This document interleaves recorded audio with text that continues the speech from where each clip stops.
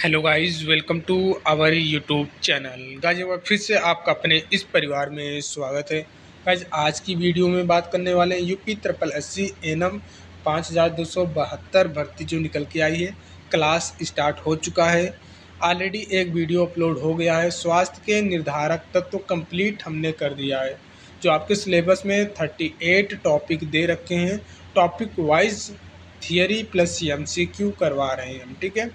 तो आपका एक वीडियो में हमने 3 नंबर समझ लीजिए, वो स्वास्थ्य के निर्धारक तत्व जो आपको दे रखा है, आपके पेपर में 3 नंबर उस टॉपिक से पूछे जाने वाले थे, पूछे जाने वाले हैं, नहीं थे नहीं हैं, ठीक है, पूछे जाएंगे। तो वो मैंने कंप्लीट कर दिया है। वो वीडियो आप जाके देख लें, आपके 3 नंबर वहाँ से कंफर्म हो जाएंगे, ठीक है। आज की वीडियो में बात करने वाले हैं 2 टॉपिक। देखिए अब ये जो वीडियो चल रहा है 2 टॉपिक लेके एक साथ में चल रहे हैं, क्योंकि देखिए एक्चुअल में उसी को पता है कि जो आपके सिलेबस में दे रखा है आपके किस सब्जेक्ट के किस टॉपिक में ये चीज़ें रहने वाली हैं। जैसे आप अभी पीडीएफ ओपन करेंगे, जो ऑफिशियल वेबसाइट नोटिफिकेशन आया है, आपका सिलेबस जो दे रखा है दूसरे नंबर पे दे रखा है भारतीय स्वास्थ्य समस्याओं का बाहरी रूप, और यहाँ पे 18 नंबर पे दे रखा है समुदाय में बीमारियों की देखभाल, इतिहास लेना, शारीरिक परीक्षण, महत्वपूर्ण लक्षण। तो ये दोनों जो चीज़ें हैं ये आपके कम्युनिटी हेल्थ नर्सिंग का सब्जेक्ट है, ठीक है। कम्युनिटी हेल्थ नर्सिंग का सब्जेक्ट है। और चैप्टर की बात करें, जब आप कम्युनिटी हेल्थ नर्सिंग चैप्टर में जाएंगे तो आपको एक सामुदायिक परिचर्या के नाम से चैप्टर मिलेगा, ठीक है। क्या मिलेगा? सामुदायिक परिचर्या के नाम से एक चैप्टर मिलेगा। उस चैप्टर में आपका ये चीज़ें हैं, ठीक है। उसी चैप्टर को हम ले चलते हैं। इसमें क्या क्या आ जाएंगे, देखिए होम विजिट आ जाएंगे, ये सभी आपको जब आप पढ़ेंगे, ठीक है।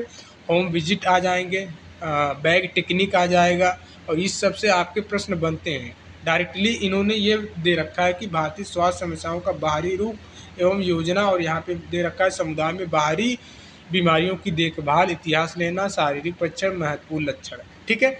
अगर होम विजिट आप नहीं पढ़ेंगे, ठीक है, तो ये चीज़ आप मिस कर जाएंगे। आप पूरे किताब ढूंढ लीजिए, इसके नाम से आप चीज़ नहीं समझ पाएंगे कि कहाँ दे रखा है। लेकिन मुझे पता है एक्चुअल में चीज़ें क्या है, ठीक है। इसलिए मैं पहले ही बताया था कि मैं आपको जो वीडियो प्रोवाइड करूंगा आपके एग्ज़ाम के पॉइंट ऑफ व्यू से बहुत ही इम्पॉर्टेंट है। एक भी वीडियो मिस किया 5 से 6 नंबर का नुकसान हो जाएगा। अब इन दोनों टॉपिक से कुल मिलाकर आपके 10 नंबर के प्रश्न बनने वाले हैं। 10 नंबर आपके पेपर में आने वाला है केवल इन्हीं 2 टॉपिक से, ठीक है। जो आज की वीडियो रहेगी पार्ट 1 है इसका, इसी मात्र वीडियो से 3 नंबर आपके पक्के हो जाने वाले हैं, ठीक है। अब देखिए सामुदायिक बीमारियों में देखभाल, जैसे होम विजिट के दौरान एएनएम लोग जाते हैं, होम विजिट के दौरान एएनएम लोग जाते हैं, जो भी प्रेगनेंसी वुमेन रहती हैं, ठीक है, उनका परीक्षण करती हैं, उनकी इतिहास लेते हैं, ठीक है, उनका शारीरिक परीक्षण करते हैं, महत्वपूर्ण लक्षण देखते हैं। ये सारा चीज़ इसी में आता है, ठीक है। और भारतीय स्वास्थ्य समस्याओं का बाहरी रूप, मतलब आपके स्वास्थ्य समस्याओं का मतलब क्या हुआ, मतलब स्वास्थ्य समस्याओं से बाहरी रूप क्या है, एक भैया आपका एक क्या है, सीएससी है, पीएससी है, जो आपका कम्युनिटी है, ठीक है। उसके रूप में जो समस्याएं आपके सीएससी पीएससी पे घटित होती हैं, या फिर वहाँ पे सीएससी पीएससी के प्रति आपका रोल क्या है, ये सब चीज़ को पढ़ने वाले हैं, ठीक है। आपका ये सिलेबस है, ठीक है, ये सिलेबस दे रखा है। यहाँ पे दूसरे नंबर पे आपको दिखाई दे रहा होगा भारतीय स्वास्थ्य समस्याओं का बाह्य रूप एवं योजनाएं, ठीक है। ये आपके कम्युनिटी हेल्थ नर्सिंग का जो सब्जेक्ट है उसमें से आपका ये दूसरा चैप्टर है, और दूसरा बोल रहे हैं, ये आपका तीसरा और चौथा चैप्टर में ये चीज़ कवर हो जाएगा। और इस चीज़ को पढ़ने के बाद ये चीज़ आप पढ़ लेंगे तभी आप समझ पाएंगे सीएससी पीएससी, ये सब चीज़ें जो हैं ये तभी आप समझ पाएंगे इसके ऑर्गेनाइजेशन के बारे में, ठीक है, यूनिसेफ के बारे में। ये सब चीज़ें आगे तभी समझ पाएंगे जब इस चीज़ को अच्छे से पढ़े रहेंगे तब, ठीक है। और नेक्स्ट जो है आपका 18 नंबर पे जो यहाँ पे दे रखा है, 18 नंबर पे जो दे रखा है भैया, यहाँ पे 18 नंबर पे दे रखा है इन्होंने, एक सेकंड, यहाँ पे देखिए समुदाय में बीमारियों की देखभाल, ये भी आपका एक कम्युनिटी हेल्थ नर्सिंग के चैप्टरों में से एक है, ठीक है। जो भी आप पढ़ेंगे ये सारा चीज़ कम्युनिटी हेल्थ नर्सिंग में आपका जो सब्जेक्ट है उसमें सारी चीज़ें ये है। क्लियर? तो हम चलिए जो है सेशन स्टार्ट करते हैं बिना देरी किए हुए। देखिए पहले हम जानेंगे सामुदायिक स्वास्थ्य क्या होता है। ठीक है, सामुदायिक स्वास्थ्य क्या होता है, इसको आपको समझना पड़ेगा कि सामुदायिक स्वास्थ्य क्या होता है। तो इसकी जो भी डिफिनेशन आप क्या लिखेंगे, सामुदायिक स्वास्थ्य का अर्थ एक विशेष क्षेत्र में रहने वाले लोगों के समूह की स्वास्थ्य स्थिति को सुधारने और बनाए रखने से है। यह प्रयास स्वास्थ्य देखभाल के माध्यम से लोगों की व्यक्तिगत, पारिवारिक और सामुदायिक आवश्यकताओं को पूरा करने का लक्ष्य रखता है। क्लियर? सामुदायिक स्वास्थ्य क्या होता है, या फिर आप कम्युनिटी का ही परिभाषा बता दीजिए क्या होता है। कम्युनिटी आप किसको बोलेंगे या समुदाय किसको बोलेंगे, केवल इतना ही बता दीजिए। मतलब एक प्रकार से आप समझ सकते हैं। आप सरल एग्जाम्पल के रूप में, जैसे आप सभी लोगों को पता होगा, मैं बहुत ही आसान भाषा में चीज़ें समझाता हूँ। जैसे आस-पास आप रह रहे हैं, ठीक है, आस-पास रह रहे हैं, ठीक है, आपके आस-पास के घर, आप रह रहे हैं, ये आपका घर है, यहाँ पे एक जने का और घर है, एक फैमिली का घर है, ये आपका एक फैमिली का और घर है, ये एक फैमिली का और घर है। तो इन सभी के समूह को, ठीक है, इन सभी के समूह को, जो इन सभी चारों लोगों को, घर को मिलाकर एक कम्युनिटी बन गई है, एक समुदाय बन गया है। अब इन्हीं लोगों के स्वास्थ्य के बारे में जो चीज़ें किया जाता है, उनके सुधारने को, उनकी स्थिति को जो देखा जाता है, वही हो गया सामुदायिक स्वास्थ्य। ठीक है, क्लियर? समझ में आया कि नहीं समझ में आया? भैया सामुदायिक की स्थापना कब? अकेले नहीं होता है, दो लोगों की आवश्यकता होती है, दो पर्सन की आवश्यकता होती है, दो गांव की आवश्यकता है। आपसे बोला जाएगा क्या कम्युनिटी एक लोगों से संभव है? नहीं, दो लोग मिलते हैं, दो या दो से अधिक लोग। ठीक है, चाहे वो लोग की बात हो, वस्तु की बात हो, गाँव की बात हो, घर की बात हो, विलेज की बात हो, नगर की बात हो, जो भी चीज़ें हैं जो मिलते हैं, तो समुदाय वही कहलाता है। ठीक है, अब देखिए ये चीज़ हो गया। अब सामुदायिक स्वास्थ्य की परिभाषा देखेंगे, क्या है सामुदायिक स्वास्थ्य की परिभाषा, एक बार समझ लेंगे। ठीक है, सामुदायिक स्वास्थ्य की परिभाषा हम समझेंगे। सामुदायिक स्वास्थ्य की परिभाषा, विश्व स्वास्थ्य संगठन WHO के अनुसार सामुदायिक स्वास्थ्य का तात्पर्य समुदाय के सदस्यों की स्वास्थ्य स्थिति, उनकी जीवन शैली, सामाजिक संबंधों और उनके पर्यावरण को प्रभावित करने वाले कारकों से है। इसका उद्देश्य समुदाय की स्वास्थ्य समस्याओं को पहचानना, संसाधनों की उपलब्धता का आकलन करना और आवश्यक स्वास्थ्य सेवाओं को प्रदान करना। क्लियर? देखिए नेक्स्ट अब हम देखने वाले हैं, नेक्स्ट क्या है, सामुदायिक स्वास्थ्य की सफलता के लिए आवश्यक पहलू। तो कौन कौन से पहलू हैं भैया, यहाँ पे देखना है कौन कौन से पहलू हैं। पहला है सामुदायिक निदान। सामुदायिक निदान में क्या देखेंगे हम, सामुदायिक निदान में एक प्रक्रिया है जो समुदाय की स्वास्थ्य आवश्यकताओं और समस्याओं को पहचानने के लिए की जाती है। इसका मुख्य उद्देश्य निम्नलिखित है। चलिए भैया इसका भी मुख्य उद्देश्य कौन कौन से हैं इसका देख लेते हैं। देखिए दो पहलू हैं, पहले हम सामुदायिक निदान देख रहे हैं, और सामुदायिक निदान में भी कई उद्देश्य होते हैं। तो देखते हैं यहाँ पे कौन कौन सा उद्देश्य है। पहला क्या है यहाँ पे, जनसंख्या को आयु और लिंग के आधार पर विभाजित करना। ठीक है, जनसंख्या को आयु और लिंग के आधार पे विभाजित करना, मतलब किस आयु के कौन से वर्ग के लोग हैं। ठीक है, जैसे 12 वर्ष के, ठीक है, 12 वर्ष के 4 महिलाएं हैं, 4 पुरुष हैं। ठीक है, ये सभी चीज़ को विभाजित करना इसके आधार पर हो जाता है। अब गुणात्मक और मात्रात्मक, क्वालिटी और क्वांटिटी, ठीक है, यहाँ समझ लीजिए क्वालिटी और क्वांटिटी के, क्वालिटी और क्वांटिटी के डेटा एकत्र करना और उनका विश्लेषण करना। ठीक है, हिंदी कुछ ऐसे वर्ड होते हैं कि डिफ़िकल्ट हो जाते हैं, फ़िलहाल हिंदी बताएंगे नहीं तो चीज़ें समझ में आएंगी कहाँ से। सेकंड देखिए, दो पहलू थे ना, एक पहलू हमने बता दिया, दूसरा पहलू देखिए। दूसरा पहलू में क्या आ जाएगा, सामुदायिक उपचार। ठीक है, सामुदायिक उपचार, कम्युनिटी ट्रीटमेंट। इसमें क्या होता है, सामुदायिक निदान के आधार पर स्वास्थ्य समस्याओं के समाधान के लिए सामुदायिक उपचार किया जाता है। इसका उद्देश्य समुदाय की स्वास्थ्य आवश्यकताओं को पूरा करने के लिए उपलब्ध संसाधनों और सामुदायिक सहयोग का उपयोग करना। नोट्स प्रॉपर तरीके से बना के चलिएगा भैया। अब देखिए सामुदायिक उपचार के भी कई उपाय हैं, मुख्य उपाय होते हैं कौन कौन सा। पहला स्वास्थ्य शिक्षा, दूसरा स्वास्थ्य कानून, ठीक है, उसके बाद स्वच्छ जल की आपूर्ति में सुधार करना, टीकाकरण कार्यक्रमों का सही तरीके से कार्यान्वयन करना, ठीक है, विशिष्ट बीमारियों को नियंत्रण और उपचार करना, स्वास्थ्य शिक्षा में क्या, जैसे समुदाय के स्वास्थ्य और रोगों की रोकथाम के बारे में जागरूक करना, ठीक है। स्वास्थ्य के अधिकारों और कर्तव्यों के प्रति जागरूकता बढ़ाना, ठीक है। अब देखिए सामुदायिक उपचार के 3 स्तर होते हैं, कौन कौन से। यहाँ पे पहला व्यक्तिगत स्तर, ठीक है। दूसरा परिवार स्तर और तीसरा हम देख लेते हैं, तीसरा है समुदाय स्तर, ठीक है। ये 3 स्तर होते हैं। आगे देखते हैं सामुदायिक उत्तरदायित्व, ठीक है। आगे देखना है सामुदायिक उत्तरदायित्व।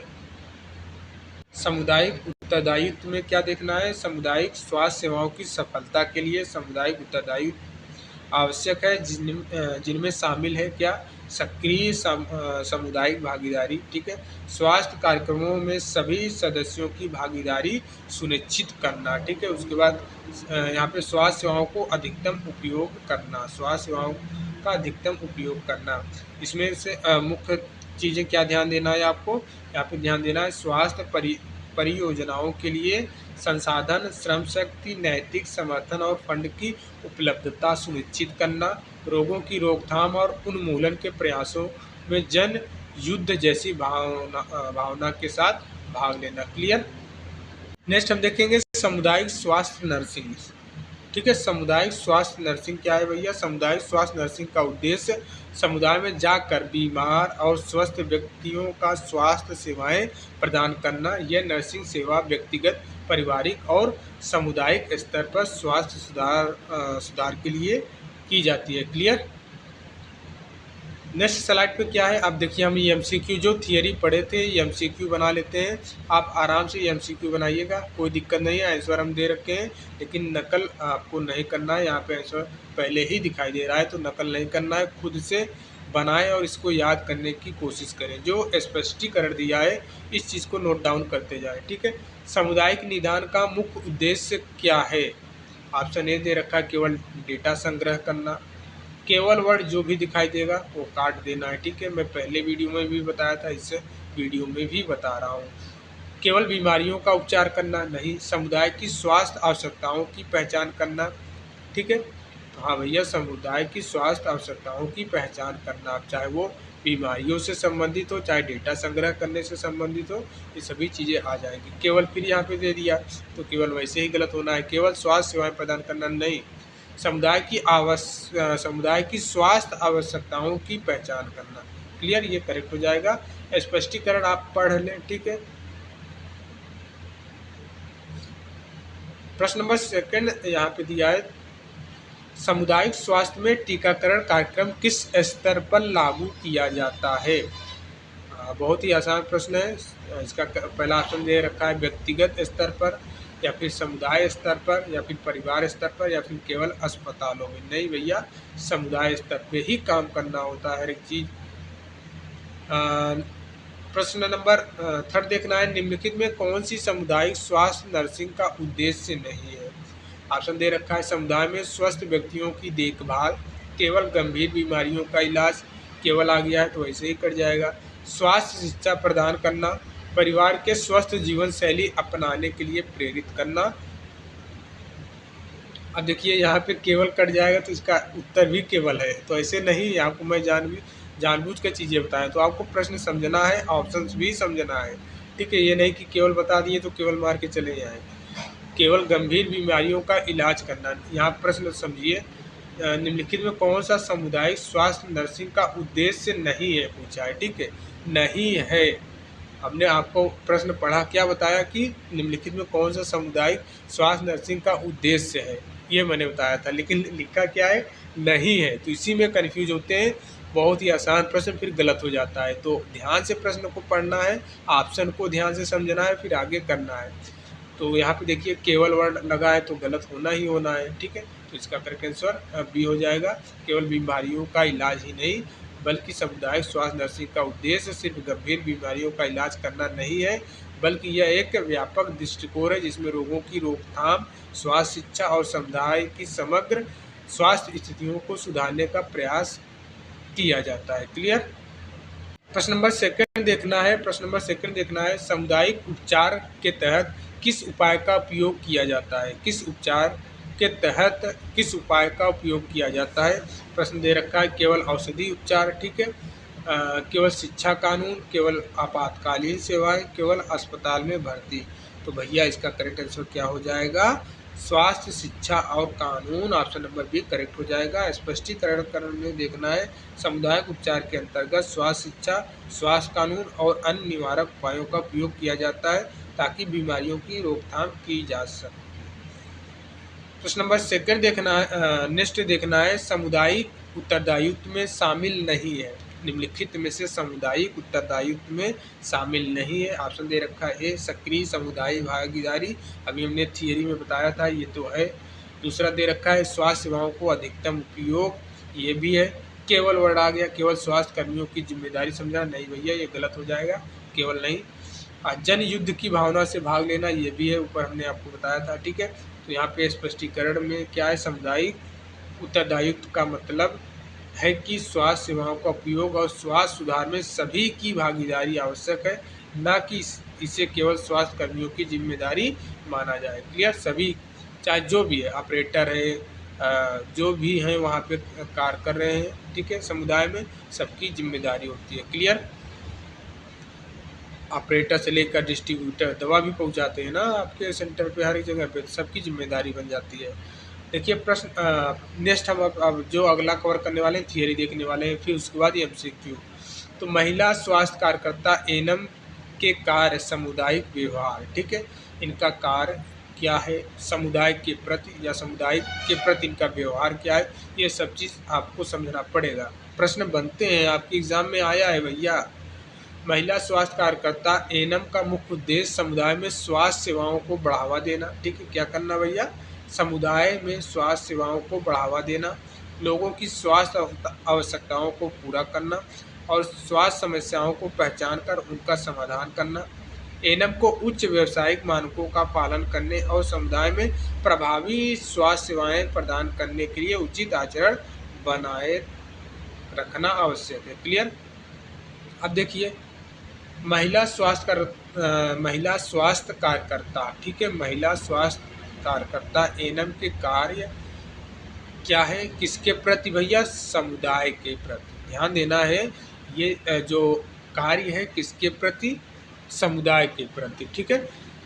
तो पहला क्या यहाँ पे दे रखा है इन्होंने कि व्यावसायिक विकास के प्रति उत्तरदायित्व। हाँ जी, इसमें क्या देखना है, एनम को अपने व्यावसायिक कौशल का लगातार सुधारने और अपने स्तर, यहाँ पे थोड़ा इरेज दिख नहीं रहा है, ठीक है, अपने स्तर का विस्तार करने के लिए जिम्मेदार होती है, ठीक है। सेवा या उपहार स्वीकार नहीं करना चाहिए, बिल्कुल भैया, समुदाय में किसी से सेवा या उपहार स्वीकार नहीं करना चाहिए। फर्स्ट वाले वीडियो में भी हमने आपको बताया था। तो एनम को सेवा मूल्य या उपहार स्वीकार करने से बचना चाहिए ताकि वह किसी भी तरह के पक्षपात या अनुचित लाभ से दूर रहें, ठीक है। तीसरा पॉइंट देखना है, धार्मिक निष्ठा के प्रति सहिष्णुता। एनम को किसी भी प्रकार के धार्मिक या व्यक्तिगत भेदभाव से दूर रहना चाहिए और सभी के प्रति समान दृष्टिकोण रखना चाहिए। ये नहीं कि भैया इस कास्ट का है तो हम इससे दूर रहेंगे, या इसकी कास्ट की विरोध करते हैं, या इसके धर्म को विरोध करते हैं, ऐसा कुछ भी नहीं है। सबको समान रूप से देखना है। आपके नज़र में जो भी एनम है, ठीक है, आपकी नज़र में हर एक व्यक्ति समान है, सबको समान रूप से स्वास्थ्य सेवाएं देना है, उनके प्रति सम्मान और आदर के साथ पेश होना है, हर एक चीज़ करना होता है, ठीक है, समुदाय में। और देखिए फोर्थ पॉइंट क्या है, आचरण और मापदंडों का पालन करना। एनम को अपने कार्यक्षेत्र में स्थापित नैतिक मापदंडों और आचरण संहिता का पालन करना चाहिए। जो भी आपका नैतिक मापदंड है, ठीक है, जो समुदाय में आपके नैतिक मापदंड है, जो भी आचरण है, उन सभी का सही तरीके से पालन और सम्मान करना चाहिए, ठीक है, स्वागत करना चाहिए। 5 नंबर पे देखना है कार्य संतुष्टि। एनम को अपने कार्य से संतुष्टि होनी चाहिए ताकि वे समुदाय को बेहतर सेवाएं प्रदान कर सकें।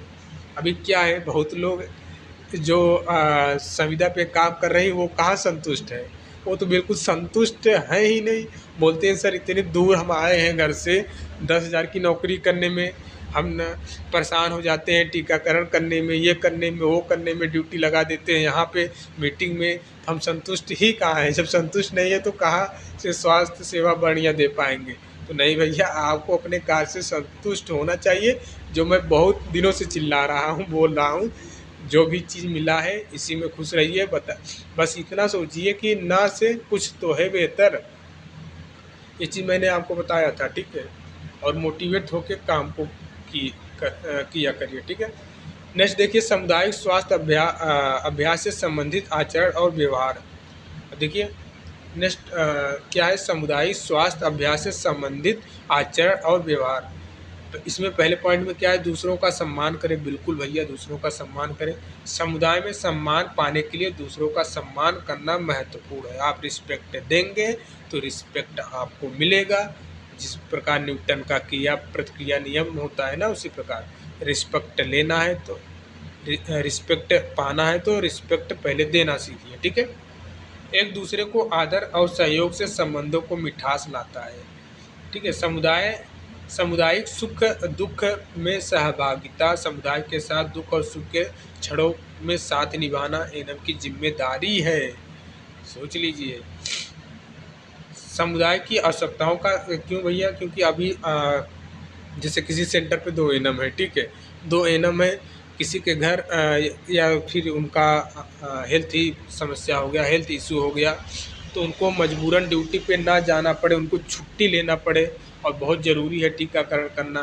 तो यहाँ पे भैया आपको उनके जगह पे ओवर काम करना पड़ता, उनका हेल्प करना पड़ेगा, उनके जगह पे काम करना पड़ेगा। ये चीज़ें उनका कहने का मतलब है, ठीक है।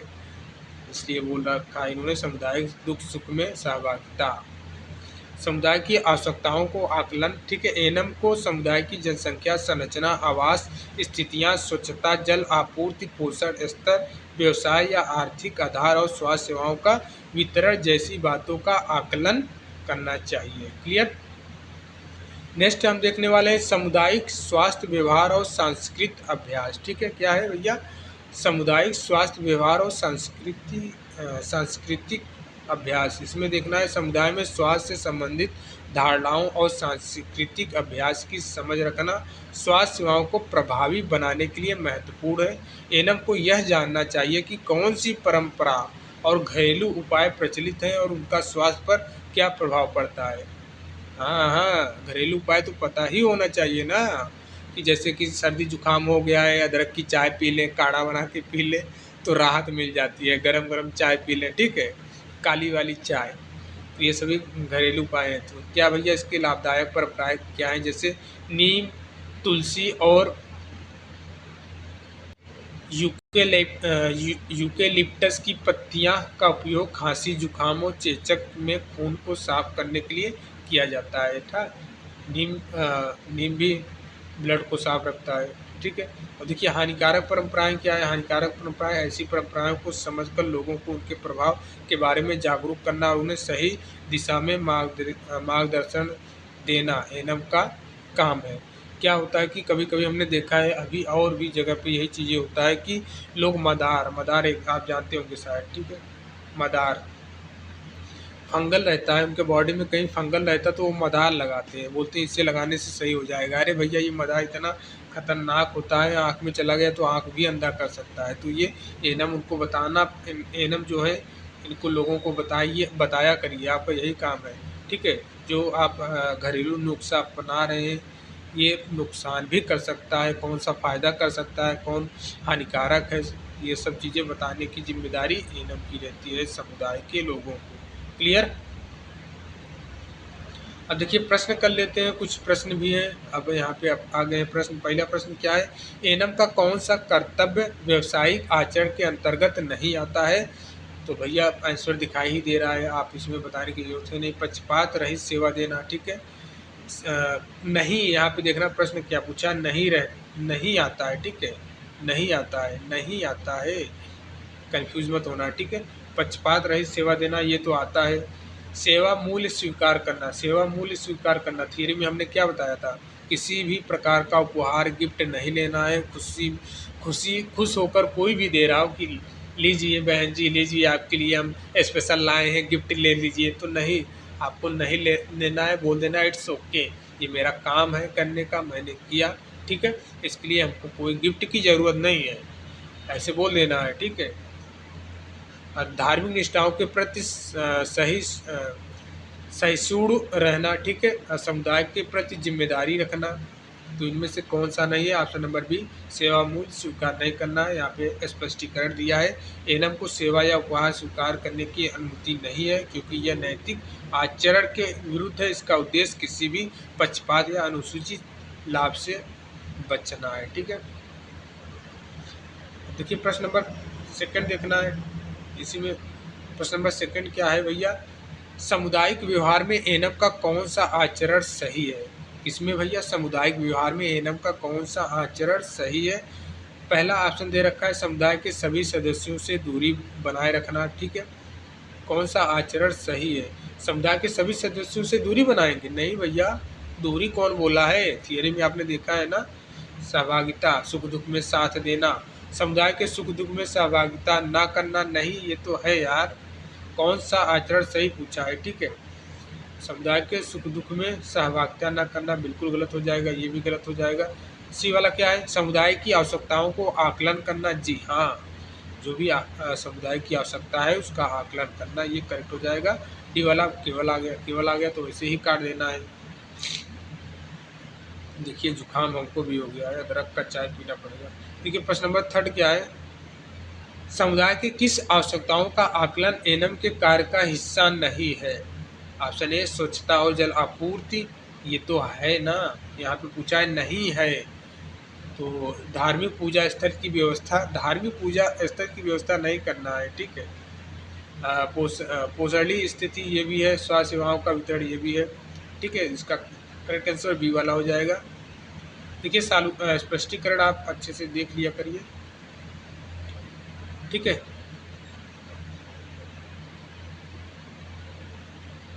देखिए प्रश्न नंबर 4 देखना है हमको। प्रश्न नंबर 4 देखना है क्या? स्वास्थ्य सबके लिए की अवधारणा को किस वर्ष में लागू किया गया था, ठीक है। तो इसका करेक्ट आंसर 2000 में। स्वास्थ्य सबके लिए अवधारणा सन 2000 में किया गया था, स्पष्टीकरण देख सकते हैं। प्रश्न नंबर 5 देखते हैं। सामुदायिक स्वास्थ्य व्यवहार में, ठीक है, सामुदायिक स्वास्थ्य व्यवहार में तनाव के कारण क्या प्रभाव पड़ता है? ध्यान बढ़ता है? टेंशन अगर हो जाएगी तो ध्यान बढ़ेगा यार? नहीं बढ़ेगा, ध्यान भटकेगा। भूख में वृद्धि होती है, अगर तनाव है, व्यवहार में टेंशन है, एक दूसरे के तनाव में, व्यवहार में तनाव है, तो क्या भूख में वृद्धि होगी? भूख लगने लगेगी। सामाजिक व्यवहार में सुधार होता है, ठीक है, ये भी होता है, नहीं होता है, ठीक है। नींद की समस्या और घबराहट होती है, क्लियर। इसका करेक्ट आंसर डी हो जाएगा। देखिए तनाव के कारण व्यक्ति मानसिक और शारीरिक स्वास्थ्य पर नकारात्मक प्रभाव पड़ता है, जिससे नींद की समस्या, घबराहट और असामाजिक व्यवहार जैसे लक्षण उत्पन्न हो सकते हैं, चिड़चिड़ापन आ सकता है, ठीक है। देखिए प्रश्न नंबर बोल हम नेक्स्ट टॉपिक हमको यहाँ पे देखना है।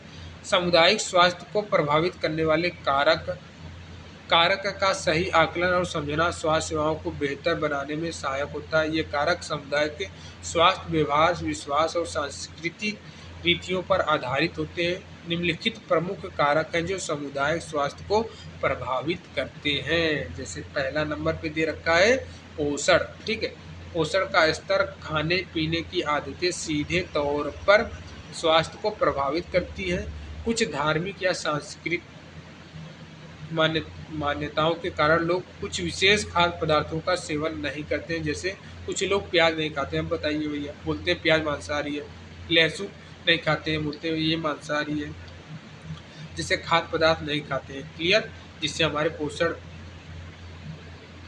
पोषण वाली समस्या उत्पन्न हो जाती है। अब देखिए यहाँ पे गर्भावस्था में मांस मछली नहीं खाते हैं, गर्भावस्था के दौरान मांस मछली का या फिर अंडा न खाने का रिवाज है, कुछ समुदायों में प्रचलित है, जो पोषण की कमी का कारण बन सकता है, ठीक है। बोलते हैं गर्भावस्था में नहीं खाना चाहिए, क्या क्या दुनिया भर की चीज़ें बताते हैं, आकार बढ़ जाता है गर्भाशय का, ये दुनिया भर की चीज़ें हैं जो कि वैज्ञानिक दृष्टि से बिल्कुल गलत है वो सब चीज़। दूसरा देखिए, पहला वहाँ पे पोषण, दूसरा यहाँ पे मातृ एवं बाल स्वास्थ्य। ठीक है, मातृ एवं बाल स्वास्थ्य। मातृ और बाल स्वास्थ्य की देखभाल की परंपरागत प्रथाएं स्वास्थ्य को प्रभावित कर सकती हैं। जैसे कि पहले पॉइंट में, ग्रामीण क्षेत्रों में प्रसव अक्सर दाइयों द्वारा कराया जाता है, जो प्रसव के दौरान स्वच्छता और सुरक्षा के मानकों का पालन नहीं कर सकती है।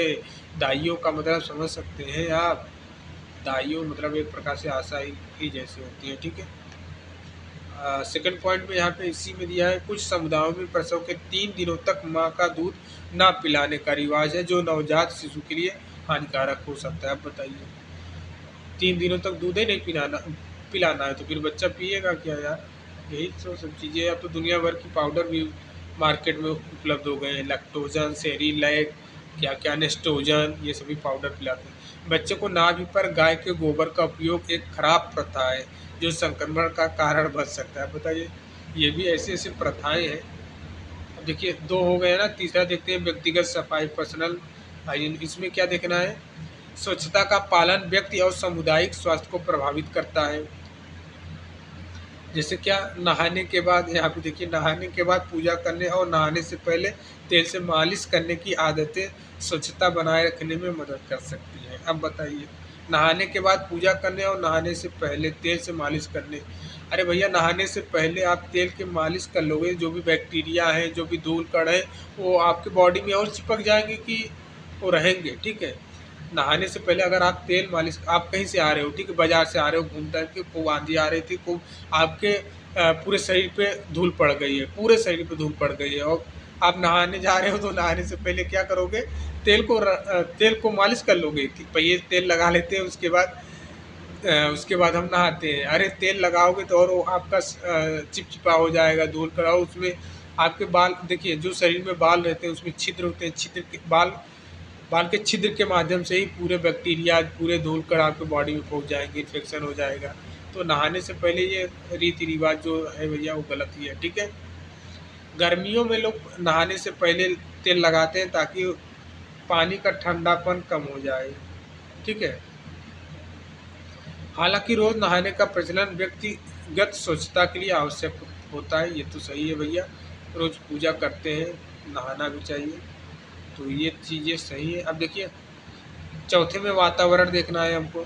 वातावरणीय परिस्थितियाँ भी स्वास्थ्य को प्रभावित कर सकती हैं, जैसे शौच के लिए बाहर जाना या खुले में शौच करना एक हानिकारक आदत है, जो जलजनित बीमारियों का कारण बन सकता है। ग्रामीण क्षेत्रों में तालाबों और कुओं में स्नान करने से पानी का प्रदूषण हो सकता है।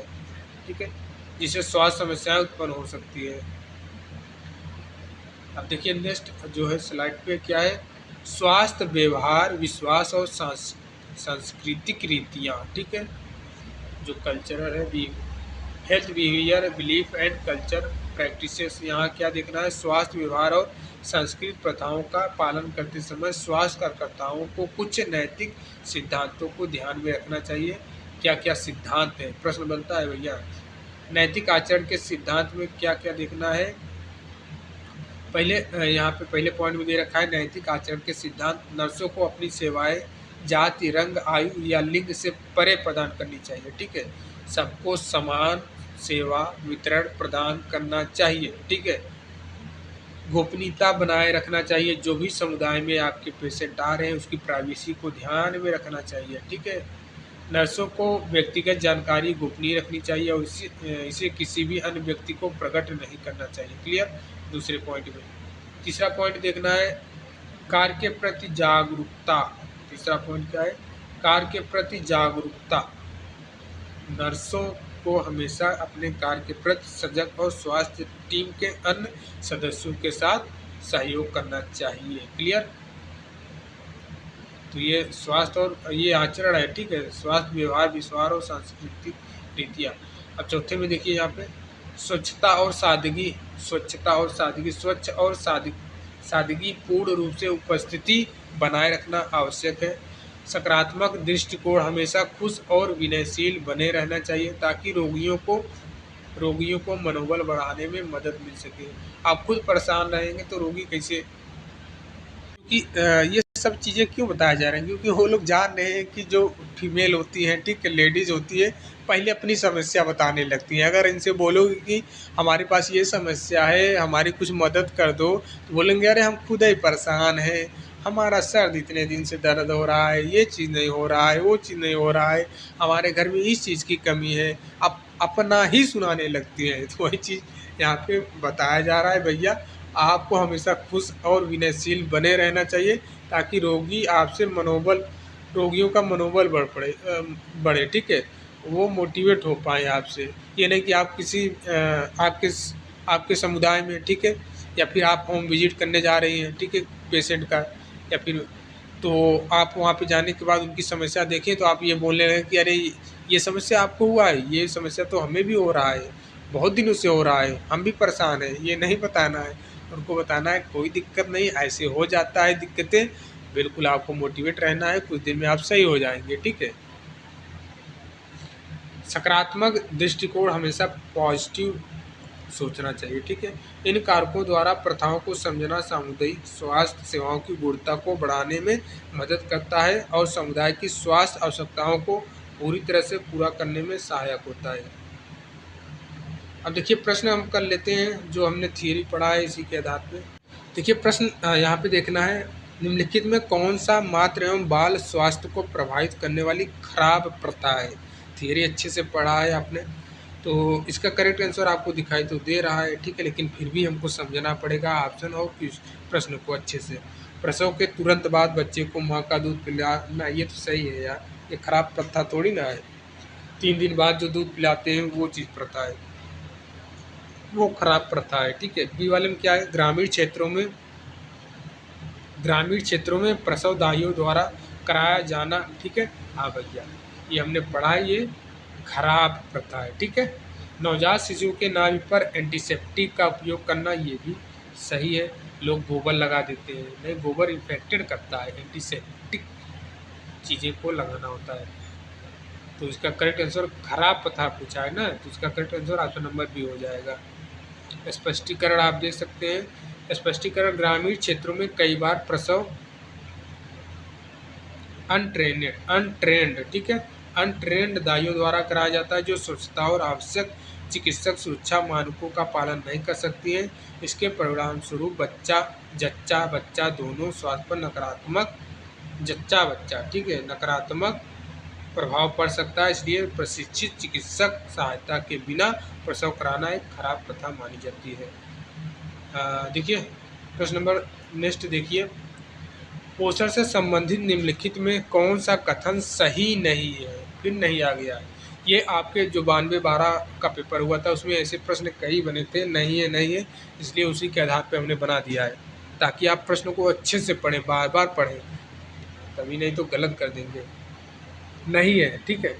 पोषण से संबंधित कौन सा कथन सही नहीं है बताना है। पहला है, क्या कुछ धार्मिक मान्यताओं के कारण लोग प्याज लहसुन, ठीक है, लोग प्याज लहसुन नहीं खाते हैं, ठीक है, हाँ बिल्कुल सही बात है, ये तो सही है, हमने ऊपर पढ़ा है। सभी गर्भवती महिलाएं अंडा मछली और मीट का सेवन नहीं करती हैं, ये भी सही है भैया।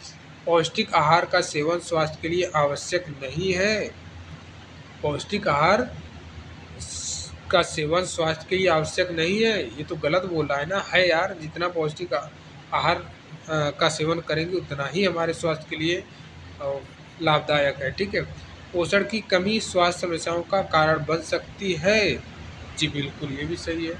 इसका करेक्ट आंसर क्या हो जाएगा, ऑप्शन नंबर सी। स्पष्टीकरण भी देख लेते हैं।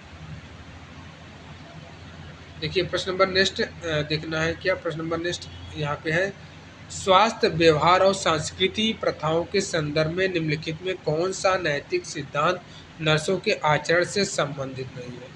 नर्सों के आचरण से संबंधित नहीं है, सारा नहीं है आ रहा है, तो प्रश्न को सही से पढ़ना, ये नहीं कि इतना पढ़े हम, क्या होता है एग्जाम में अंडर प्रेशर में नहीं वर्ड छोड़कर हम डायरेक्ट है पढ़ लेते हैं, जैसे ऐसे पढ़ते हैं, ऐसे स्वास्थ्य व्यवहार और सांस्कृतिक प्रथाओं के संदर्भ में निम्नलिखित में कौन सा नैतिक सिद्धांत नर्सों के आचरण से संबंधित है, नहीं भूल जाते हैं पढ़ने में, तो यही गलत हो जाता है। ठीक है, तो यहाँ पे देखना है क्या, जाति और रंग के आधार पर सेवा प्रदान करना नहीं है। जाति और रंग के आधार पर सेवा प्रदान करना ये नहीं है। ठीक है, यही करेक्ट हो जाएगा, बाकी सब सही होंगे। अब पढ़ने की जरूरत ही नहीं है। पे स्पष्टीकरण आप अच्छे से देख लीजिए। नर्सों को अपनी सेवाएं जाति, रंग, आयु या लिंग के आधार पर भेदभाव किए बिना प्रदान करनी चाहिए। स्वास्थ्य सेवाएं सभी को समान रूप से प्रदान की जानी चाहिए और कोई भी व्यक्ति किसी भी प्रकार की ठीक है, किसी भी प्रकार के भेदभाव का सामना नहीं करना चाहिए। अन्य विकल्प नर्सों के आचरण के नैतिक सिद्धांतों से संबंधित नहीं है। ठीक है, अब देखिए बैग तकनीक के बारे में पढ़ेंगे। प्रश्न बनता है, भैया बना है एनएचएम 17,000 का पेपर दे के आए होंगे आप, तो पता होगा बैग टेक्निक से प्रश्न पूछे जाते हैं। बैग टेक्निक में क्या है, बैग तकनीक का उद्देश्य संक्रमण को रोकते हुए समुदाय में स्वास्थ्य सेवाएं सुरक्षित और प्रभावी ढंग से प्रदान करना। यह तकनीक स्वास्थ्य कार्यकर्ताओं को घर घर जाकर सेवाएं देने में सहायता होती है। बैग तकनीक के मुख्य बिंदु क्या भैया, बैग तकनीक के मुख्य बिंदु, पहले क्या करना है, तैयारी। बैग को साफ सुथरा और आवश्यक सामान से सुसज्जित रखना चाहिए। बैग की स्थिति, बैग को स्वच्छ और सूखी सतह पर रखें, सीधे जमीन पे ना रखें। और वहाँ सेंटर पे जाने के बाद भी, ठीक है, जहाँ टीकाकरण करने जा रहे हो वहाँ भी आपको बढ़िया से एक स्वच्छ जगह पे रखना है। ठीक है, टेबल पे रखना है या चेयर पे रखना है, स्टूल पे रखना है। वहाँ से आने के बाद ये नहीं उठा के फेंक दिए जैसे कूड़ेदान में, बिस्तर पे फेंक दिए, नहीं, स्वच्छ और साफ सुथरी जगह पे रखना होता है। उपकरण का निकालना, आवश्यकता अनुसार उपकरण को बैग से निकालें। ये नहीं कि सब एक कई बार में निकाल के रख दीजिए, फिर वहाँ पे कंफ्यूज हो जाइए। रुई निकाल के रख दीजिए, पट्टी निकाल के रख दीजिए, कैंची निकाल के रख दीजिए, नहीं, जब जब ज़रूरत पड़ रही है तब आवश्यकता अनुसार उसको निकालें। ठीक है, बाद में फिर वापस बैग में उसी के उन्हें साफ करके रखें। ठीक है, देखिए चौथे नंबर पे क्या देखना है, स्वच्छता। चौथे नंबर पे देखना है स्वच्छता। उपयोग के बाद सभी उपकरणों को साबुन और पानी से धोकर सुखाएं और कीटाणु रहित करें। ठीक है, फिर उसके बाद बैग में रखें। अब देखिए एक चीज़ और यहाँ पे देखना है, ये हालांकि हम लोग फर्स्ट एड में भी देखेंगे, यहाँ पे थोड़ा शॉर्टकट में देख लेते हैं, डिटेल में फर्स्ट एड जब पढ़ेंगे वहाँ पे देखेंगे। उपकरणों की देखभाल के लिए दिशा निर्देश। स्वास्थ्य उपकरणों को समय समय पर साफ और स्टेरलाइज करना चाहिए। ठीक है, ताकि संक्रमण की संभावना को कम किया जा सके। नियमित देखभाल के लिए निम्नलिखित विधियों को ध्यान में रखना चाहिए। जैसे बैग की देखभाल, ठीक है, जैसे बैग की देखभाल यहाँ पे देखिए, जैसे बैग की देखभाल, यदि बैग धातु का है तो उसे उबाले जाने की अनुमति है या साबुन से अच्छी तरह धोया जा सकता है। ठीक है, नेक्स्ट पॉइंट में क्या, यदि बैग कपड़े का है तो इसे उबालना नहीं चाहिए, इसे साबुन से धोकर धूप में सुखाया जा सकता है। थर्ड पॉइंट में है क्या, थर्ड पॉइंट में है बैग में उपयोग किए गए अस्तर को आसानी से बदला जा सके, यह सुनिश्चित करें। ठीक है, जो अस्तर लगा होता है गंदे होने पर उसको आप बदल सकते हैं। तीसरे पॉइंट में क्या है, रबड़ और प्लास्टिक, वहाँ पे हमने बैग का देखा, यहाँ पे रबड़ और प्लास्टिक के सामान की देखभाल कैसे करेंगे। ट्यूब और रबर के सामान को साफ पानी से धोकर सुखा लिया जाना चाहिए। दस्ताने और प्लास्टिक एप्रन को छांव में सुखाना उचित होता है ताकि वे अधिक टिकाऊ रहें। ठीक है, तीसरे पॉइंट में देखना है इन वस्तुओं, ठीक है, इन वस्तुओं को उबालते पानी में 10 मिनट तक उबालकर क्या लिखा है यार, स्टेलाइज, आप इसको पढ़िएगा। ठीक है, स्टेलाइज किया जा सकता है। ठीक है, हिंदी में डिफिकल्ट हो जाता है, जीवाणुकृत लिखा है, जीवाणुकृत किया जा सकता है। ठीक है, स्टेलाइज किया जा सकता है। अब देखिए थर्मामीटर को आप कैसे साफ सुथरा रखेंगे, थर्मामीटर के बारे में बताया गया है। थर्मामीटर और उसके केस को साबुन से धोने के बाद किसी एंटीसेप्टिक घोल में डुबोकर कीटाणु रहित किया जाना चाहिए। क्लियर। अब बोतलों को कैसे साफ करेंगे, बोतल, ठीक है, जो आप बोतल ले जाते हो ड्यूटी के दौरान प्यास लगती है तो पानी पीने के लिए बोतल को महीने में एक बार खाली करके उबालना चाहिए, ठीक है। खाली करके उबाल देना चाहिए। स्टील का ही रहता है, पर गर्मी में लेके जाते हैं भैया ताकि वो क्या रहे, आपका पानी ठंडा है तो ठंडा रहे, गर्म रहे तो गर्म रहे, ठीक है।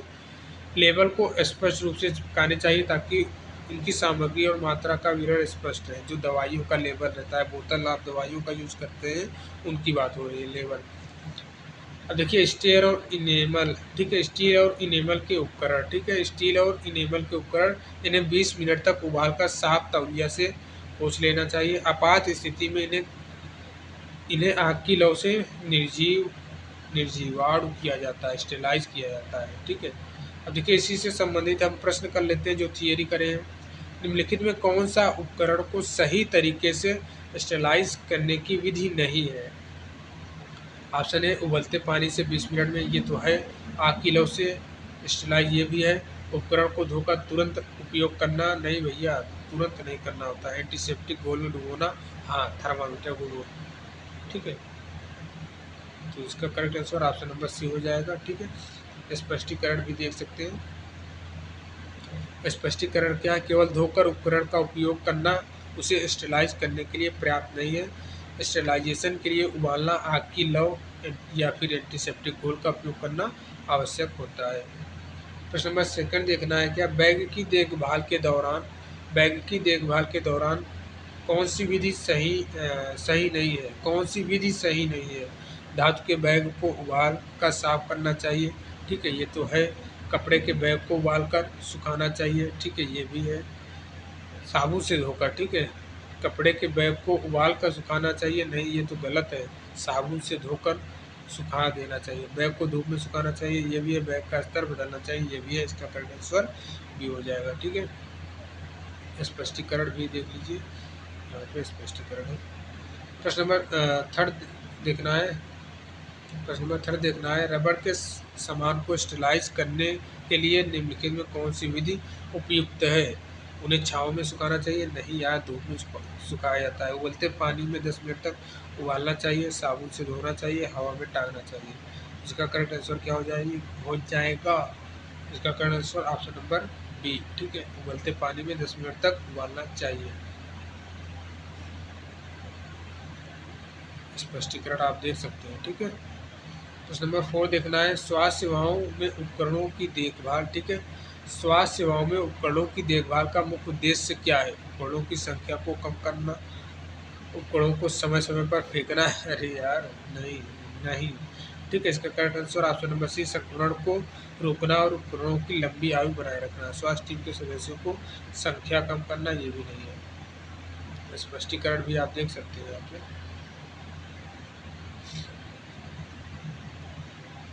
प्रश्न नंबर 5 देखना है, कॉर्ड लिगचर की देखभाल, ठीक है। कॉर्ड लिगचर की देखभाल कौन सी प्रक्रिया सही है?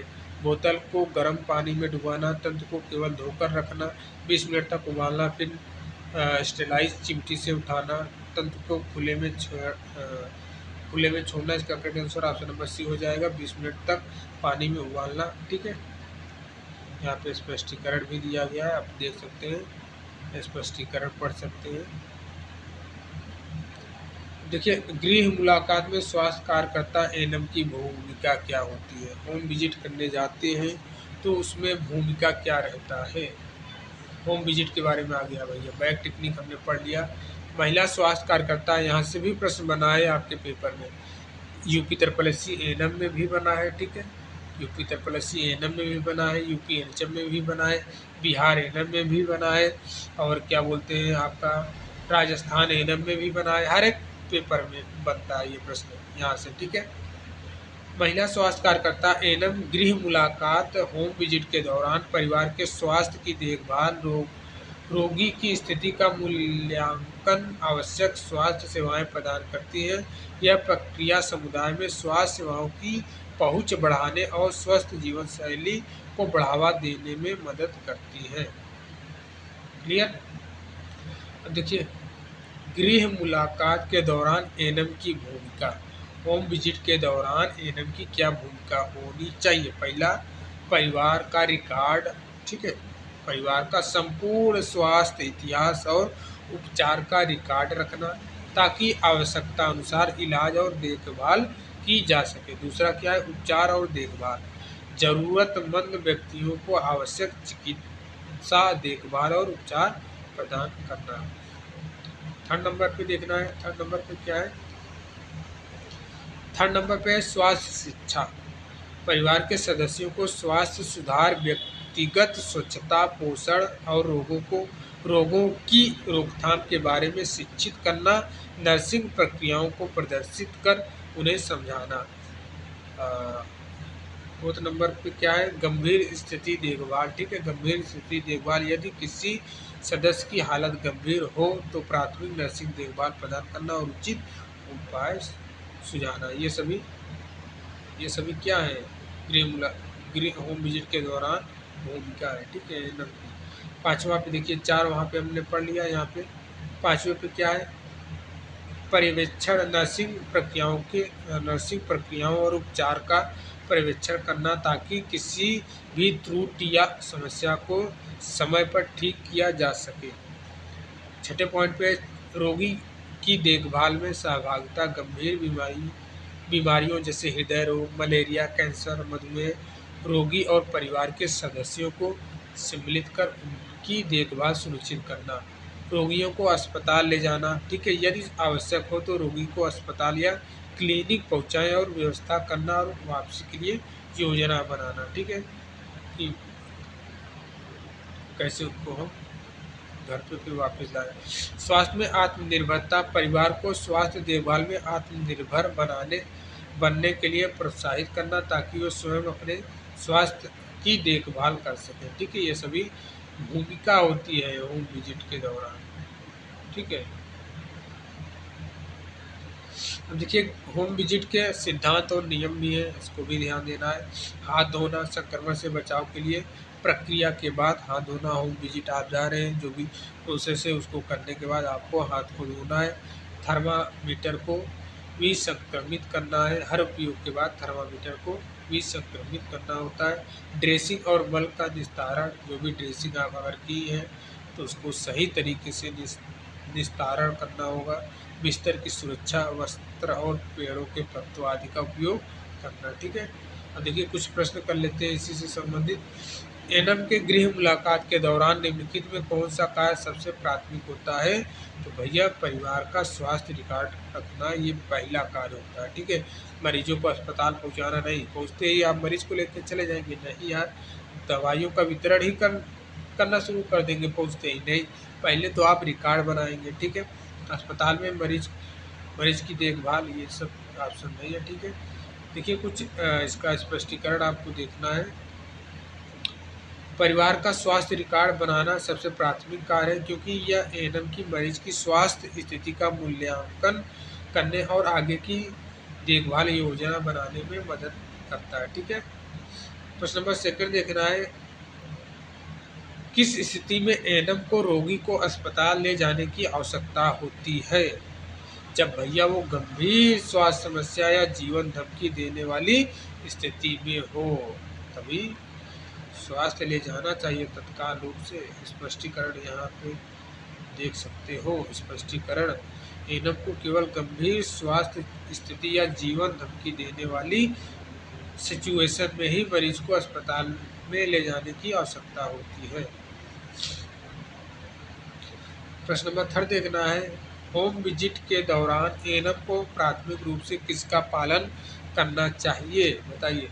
रोगी को वित्तीय स्थिति का आकलन, नर्सिंग प्रक्रियाओं के सभी सिद्धांतों का नियमों का पालन, जी हाँ। ठीक है, दवाइयों का निरीक्षण और मूल्यांकन, जी हाँ। केवल परिवार बुजुर्गों की सदस्यों की देखभाल। यहाँ पे क्या लिखा है, गृह मुलाकात के दौरान एएनएम को प्राथमिक रूप से किसका पालन करना चाहिए? ठीक है, प्राथमिक रूप से पूछा है तो भैया यहाँ पे ऑप्शन नंबर इसका बी हो जाएगा। नर्सिंग प्रक्रियाओं के सभी सिद्धांतों और नियमों का पालन करना सबसे पहले। ठीक है, स्पष्टीकरण आप देख सकते हो, ये स्पष्टीकरण है। अब देखिए जो आपके यूपी एनएचएम 17,000 भर्ती में प्रश्न आए थे, ये प्रश्न आपको जो दिखाई दे रहा है ना, ये प्रश्न ये आपके यूपी एनएचएम में पूछा गया था। यूपी एनएचएम 17,000 में पूछा गया था। होम विजिट में स्वास्थ्य कर्मी का जो भी कार्यान्वयन चरण होता है क्या चीज़ है, बताइए क्या होता है। रोगी का मूल्यांकन, बहुत ही आसानी से बना लिए। अभी हमने आपको थियरी पढ़ाया, कितना आसान प्रश्न है, बहुत ही मज़ा आ गया। ठीक है, बहुत ही आनंद आ गया भैया। थियरी यही होता है, आप थियरी को पढ़े रहेंगे, प्रश्न कैसे भी किसी भी एग्ज़ाम में आएगा, आप आसानी से बना लेंगे। अब देखिए ये यूपी एनएचएम का है पेपर, बिल्कुल आसानी से बना लिए। ये भी आपका यूपी एनएचएम 17,000 वाली भर्ती का पेपर का है। एएनएम व महिला स्वास्थ्य कार्यकर्ता है जो समुदाय और स्वास्थ्य सेवाओं के बीच डैश संपर्क व्यक्ति है, पहली, ठीक है, पहली व्यक्ति है। ठीक है, देखिए एएनएम द्वारा प्रदान की जाने वाली प्राथमिक स्वास्थ्य देखभालों के क्रमिक सिद्धांत है। ये भी आपका यूपी एनएचएम 17,000 की भर्ती में है। बताइए कितना आसान प्रश्न होगा, आपने पढ़ा है समान वितरण। ठीक है, समान वितरण हमने आपको कई बार जब से पढ़ा रहा हूँ, वीडियो दूसरा वीडियो है, शुरू से ही बता रहा हूँ समान वितरण, समान न्याय संगत के बारे में। अब देखिए ये आपका बीटीएससी एएनएम का प्रश्न है। ये बीटीएससी एएनएम का प्रश्न है। निम्नलिखित में कौन सा किसी नर्स द्वारा प्राप्त किए जाने वाला स्वास्थ्य इतिहास का घटक नहीं है। ठीक है, वित्तीय इतिहास ये सभी है, पारिवारिक इतिहास है, जब होम विजिट आप करने जाते हो तो वहाँ भी मैंने आपको बताया है।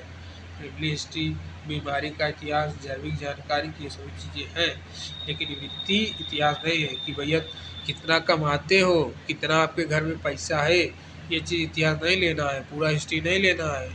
आपको उनके पैसे से क्या मतलब है, कितना भी कमाएं कितना भी खर्च करें, आप उससे क्या मतलब है। आप उनका जो है स्वास्थ्य देखने गए हैं, ना कि उनका पैसा देखने गए हैं। ठीक है, ध्यान देना पड़ेगा। देखिए ये चीज़ जो है ये बीटीएससी एएनएम में पूछा गया था। शारीरिक जांच के घटकों में डैश को छोड़कर निम्नलिखित सभी शामिल होते हैं। क्या भैया ये होता है परिताड़न, निरीक्षण, परिश्रवण, ये आपका नहीं होता, वितरण डिस्ट्रीब्यूटर नहीं होता। ठीक है, अरे होम विजिट करने जाते हो तो शारीरिक जांच पूछा है ना। अरे ये तो क्या यार, दिख नहीं रहा होगा। देखिए ये प्रश्न आपको दिख नहीं रहा होगा। ठीक है, ये प्रश्न दिखाई नहीं दे रहा होगा क्योंकि बहुत ही ज़्यादा ब्लर हो गया, फट गया है पूरा। ठीक है, मैं पढ़ के बता दे रहा हूँ। ये आपका UP triple S C ANM में आया था। ठीक है, UP triple S C ANM 92-12 भर्ती का प्रश्न है। क्या पूछा है इसमें पूछा गया है कि गर्भवती महिला के घर की प्रथम विजिट, ठीक है, प्रथम होम विजिट के दौरान एएनएम को क्या करना चाहिए। आप बताइए, होम विजिट है, होम विजिट के दौरान क्या करना चाहिए। ऑप्शन दे रखा है, पहला ऑप्शन दिया है अस्पताल भेजें, दूसरा ऑप्शन दे रखा है एंटीबायोटिक दें, तीसरा ऑप्शन दे रखा है ममता क्लिनिक संचालित करें, और चौथा ऑप्शन दे रखा है हीमोग्लोबिन एचबी, मूत्र शर्करा और एल्ब्यूमिन की जांच करें। तो करेक्ट आंसर क्या हो जाएगा, यही है ना, डी हो जाएगा भैया। तो देखिए अब बहुत ही आसानी से आप बना लिए। ये पेपर आपके पूछा है, होम विजिट का ही है टॉपिक, ये पूछा है भैया UP triple S C ANM में। अब देखिए ये बीटीएससी एएनएम का पेपर का है। ठीक है, बीटीएससी एएनएम का है। दरवाजे पर स्वास्थ्य आवश्यकताओं को पूरा करने के लिए, दरवाजे पर स्वास्थ्य आवश्यकताओं को पूरा करने के लिए होम विजिट के तथ्य, निष्कर्ष, कदम की विशेषताएं हैं। जब आप होम विजिट के दौरान किसी भी पेशेंट के दरवाजे पे जा रहे हैं तो क्या स्वास्थ्य आवश्यकताओं को पूरा करने के लिए कदम होने चाहिए, तो यहाँ पे पढ़ना है पहले। ठीक है, दौरा किए जाने वाले क्षेत्र का मानचित्र तैयार करना। जी हाँ बिल्कुल, बिना आपको मानचित्र तैयार किए कैसे जा सकते हैं। जैसे कि पहले हमको इनके घर से निकलना है, ये पप्पू है, तो पप्पू के घर से निकल के हमको वहीं बगल मोहन का घर है, मोहन के घर में जाएंगे, फिर यहाँ जाएंगे, ये सब चीज़ मानचित्र तैयार करेंगे ताकि आपको शॉर्टकट रास्ता पड़े, आपको ज़्यादा पैदल ना चलना पड़े, आपको ज़्यादा ट्रेवल ना करना पड़े। ये चीज़ मानचित्र बनाने का तात्पर्य यही होता है, आप ज़्यादा थके ना ड्यूटी के दौरान, होम विजिट के दौरान ज़्यादा थके ना, इसलिए मानचित्र तैयार करना ज़रूरी होता है। क्लियर। देखिए सेकंड में पूछा है व्यक्तियों एवं परिवार के सदस्यों की आवश्यकताओं की पहचान। ठीक है, व्यक्तियों एवं परिवार के सदस्यों की आवश्यकताओं की पहचान, जी हाँ बिल्कुल। ठीक है, अगली यात्रा की योजना बनाना। अगली यात्रा की योजना बनाना, तो कौन सा निष्कर्ष कथन की विशेषताएं हैं, तो ये है, बाकी थर्ड वाला नहीं है। इसका correct answer option number A हो जाएगा। ठीक है, तो ये आपका पूछा है भैया, किसमें पूछा है, बीटीएससी एनम का है। अब देखिए 5 निर्धारित गृह दौरे। ठीक है, 5 निर्धारित गृह दौरे होम विजिट के लिए HIV EC श्रेणी के प्रत्येक बच्चे के लिए आशा कार्यकर्ताओं को कितनी प्रोत्साहन राशि का भुगतान किया जा रहा है, तो ये अभी 250 रुपये किया जा रहा है। ठीक है, देखिए सामुदायिक स्वास्थ्य नर्स के रूप में काम करने में निम्नलिखित में कौन सी चुनौतियां हैं, बताइए। ये भी आपका BTSC एनम का है। ठीक है, BTSC एनम में पूछा गया, अभी जो आपको पढ़ाया हूँ उसी से है रिलेटेड। ठीक है, या फिर आगे जो सेकंड पार्ट आएगा वहाँ पे आपको ये दिख जाएगा। तो सीमित संसाधन और फीडिंग, जी है। स्वास्थ्य को प्रभावित करने वाले जटिल सामाजिक और पर्यावरणीय कारकों को संबोधित करना, जी है बिल्कुल। संस्कृति और भाषाओं पर काबू पाना, जी हाँ बिल्कुल, तीनों सही है। ठीक है, यहाँ पे आपका तीनों से सही हो जाएगा, फर्स्ट सेकंड और थर्ड। देखिए प्रश्न नंबर नेक्स्ट क्या है, ये भी BTSC एनम का है। निम्नलिखित में कौन सी रणनीति नहीं है जिसका उपयोग बाल स्वास्थ्य नर्स होम विजिट करते समय सांस्कृतिक बाधाओं को दूर करने के लिए कर सकती है, तो बताइए क्या है। तो इसका करेक्ट आंसर क्या हो जाएगा, भाषा संबंधी बाधाओं को दूर करने के लिए प्रौद्योगिकी उपयोग से बचना। ठीक है, बाकी ये सभी नस्लवाद और भेदभाव के मुद्दों को संबोधित करना ये है ही। ठीक है, यदि आवश्यक हो तो दुभाषिया का उपयोग करना। भाई किसी को एक भाषा नहीं समझ में आ रही है, आप इंग्लिश में बोले हो, इंग्लिश उसको नहीं पल्ले पढ़ रहा है, तो आप क्या बताओगे, हिंदी में ही बताओगे ना। या तो हिंदी नहीं पल्ले पढ़ रही है, आपको अपनी ठेठ भाषा में समझाओ उसको। शब्द जाल या चिकित्सा शब्दावली के प्रयोग से बचना चाहिए, जी हाँ ये सभी चीज़ें हैं, बल्कि ये चीज़ नहीं होगा, इसका करेक्ट आंसर नहीं हो जाएगा। तो ये रहा मैंने आपको क्लियर कर दिया था पहले ही कि इस पार्ट में हम वो होम विजिट बैग टेक्निक के बारे में देखने वाले हैं। उसके बाद अब जो पार्ट सेकंड आएगा, ठीक है, उसमें और भी डीप में इन सब चीज़ को लेकर चर्चा करेंगे। समुदाय में बीमारियों की देखभाल, इतिहास लेना, शारीरिक परीक्षण, महत्वपूर्ण लक्षण, और इसके बारे में और भी चीज़ें हम जानेंगे। ठीक है, अभी तो आप प्रश्न बनाएंगे, इन टॉपिक से नहीं बना पाएंगे क्योंकि ये कंप्लीट नहीं हुआ है। इसका एक ही पार्ट कंप्लीट हुआ है, अभी इसका सेकंड पार्ट आएगा, फिर थर्ड पार्ट हो सकता है आए। तो जब कंप्लीट हो जाएंगे तीनों पार्ट, तब आप इन टॉपिक से किसी भी पेपर में जो प्रश्न है उठा के बना लीजिएगा, आसानी से बना पाएंगे। ठीक है, उम्मीद करते हैं वीडियो आपको पसंद आई होगी। देखिए PDF अगर चाहिएगा तो भैया PDF के लिए मैंने आपको बता रखा है, आपको फ़ी देना होगा। ठीक है, ग्रुप में जुड़ जाइएगा, वहाँ से जुड़ने के बाद आप हमें मैसेज कर सकते हैं कि सर हमें PDF चाहिए, फिर आपको वहाँ पे हम बता देंगे कितना फ़ी देना है, फिर आपको अलग से ग्रुप में ऐड कर देंगे। ठीक है, फिर वहीं पे PDF को आपको शेयर कर दिया जाएगा। PDF में एक पासवर्ड रहता है, फ़ी देने के बाद ही PDF ओपन होता है। ठीक है, और देखिए आप लोग वीडियो को लाइक कर दिया करिए, शेयर कर दिया करिए। क्यों? क्योंकि हमें मोटिवेशन मिलता है आपके लाइक और शेयर से। मैं वैसे नहीं बोलता हूँ, ठीक है, लेकिन पढ़ाई वाला जो भी मैं पढ़ाता हूँ उस पर बोलता हूँ। क्यों बोलता हूँ? ताकि भैया मुझे तो लगे मैं पढ़ा पा रहा हूँ सही से, समझा पा रहा हूँ सही से कि नहीं। कंटेंट में कोई कमी नहीं है, कंटेंट में कोई कमी नहीं है, पूरा एफर्ट लगा रहा हूँ हर एक चीज़ को कवर करूँ आपके एग्ज़ाम में, ताकि प्रश्न ना छूट पाए। ठीक है, देखिए इससे 10 नंबर आने वाले हैं, इन दोनों टॉपिक से आपके पेपर में 10 नंबर आने वाले हैं। 2-3 नंबर तो आप बना ही लेंगे, 2-3 नंबर इस वीडियो से 3 नंबर का तो आप बना ही लेंगे। ठीक है, 3 नंबर तक बनाने के लिए ये वीडियो पर्याप्त है, बाकी और 6-7 नंबर आप पूरा बना पाएंगे जब ये पूरा कंप्लीट होगा। ठीक है, पार्ट 1 है, पार्ट 2 आएगा, पार्ट 3 आएगा। उम्मीद करते हैं वीडियो आपको पसंद आया होगा। मिलते हैं नेक्स्ट वीडियो में, तब तक के लिए जय हिंद, जय भारत। और देखिए ग्रुप का लिंक कमेंट बॉक्स में पिन कर दे रहे हैं, टेलीग्राम का भी, और जो भी है ग्रुप वो सारा लिंक हम कमेंट बॉक्स में पिन कर दे रहे हैं, आप वहाँ से जुड़ जाइएगा, ठीक है।